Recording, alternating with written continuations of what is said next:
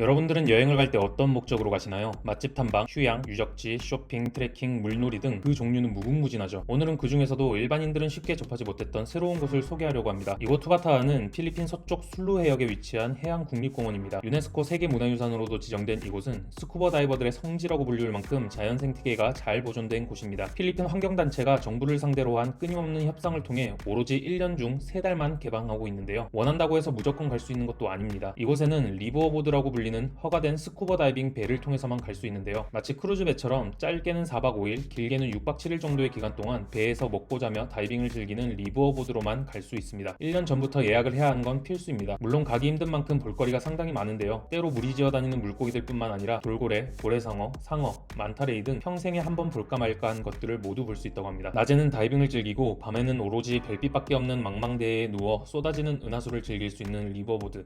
평생에 한 번쯤은 경험해보고 싶네요.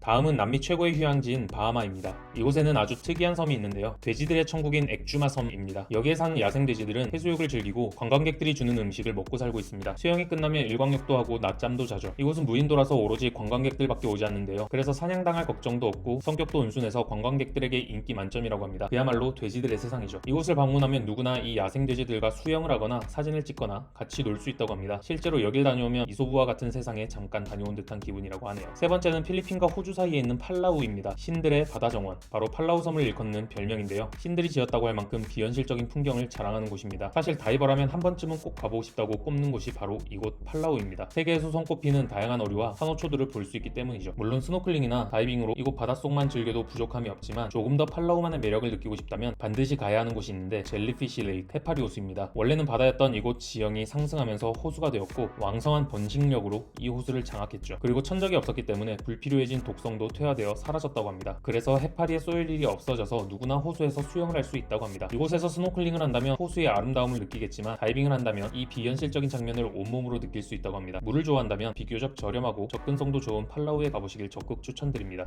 몰디브는 신혼여행지로 각광받을 만큼 휴양지로 유명합니다. 특히 몰디브 해변의 독보적인 로맨틱한 분위기 덕분이 아닐까 싶은데요. 바두라는 섬의 해변은 밤이 되면 파란색 빛이 영롱하게 반짝입니다. 마치 누군가 마술쇼를 하는 것 같은 이 장면은 사실 바닷물에 살고 있는 발광 플랑크톤 때문인데요. 유난히 이곳에서 이런 광경이 자주 관찰된다고 합니다. 2013년에 처음 관찰되었다고 전해지는 이 장면은 항상 볼 수 있는 건 아니지만 특별한 주기 없이 간헐적으로 보이고 있습니다. 야간에 바닷속을 들어가 본 다이버라면 바닷속에서 플랑크톤이 귀엽게 반짝거리는 모습을 봤을 텐데요. 하지만 이렇게 많은 플랑크톤이 발광하는 모습은 쉽게 접하지 못했을 것 같네요. 다음은 갈라파고스입니다. 다인의 진화론을 통해 모르는 사람이 없을 정도로 유명한 곳이죠. 19개의 섬 중 사람이 살고 있는 5개 섬을 제외한 14개 섬 모두가 국립공원으로 지정되었는데요. 무려 전 세계에 있는 조류의 80%, 포유류의 97%, 어류의 50%를 오로지 이곳에서 모두 다 볼 수 있다고 합니다. 그리고 심지어 유네스코 자연유산 1호, 즉 최초로 지정된 곳이기도 하죠. 우리나라 시장에 개나 고양이가 있다면 이곳 수산시장에는 펠리컨, 바다사자, 이구아나가 있는 정도니까 너무 겁먹지 마세요. 동물뿐 아니라 특이한 식물들도 살고 있는데요. 그 중에서도 이런 나무 선인장이 많습니다. 이구아나와 거북이가 선인장 밑부분을 따먹다 보니 스스로를 보호하기 위해 이런 나무 형태로 진화했다고 하네요. 거기에 질세라 목이 길게 진화한 거북이도 살고 있다고 하니 누가 이길지는 모르겠습니다. 물론 바닷속에도 신기한 어종들이 많이 살고 있습니다. 머리가 망치 모양 같아서 이름 붙여진 험머 헤드 샤크, 지느러미 끝부분이 흰색인 화이트 팁, 3대가 덕을 쌓아야 볼 수 있다는 고래상어와 개복치, 그리고 다양한 종류의 가오리 등 그야말로 자연의 경이로움을 체험할 수 있습니다. 갈라파고스 여행이 결코 저렴하진 않지만 돈으로 환산할 수 없을 만큼의 경험을 하는데 이만한 곳은 없을 것 같네요.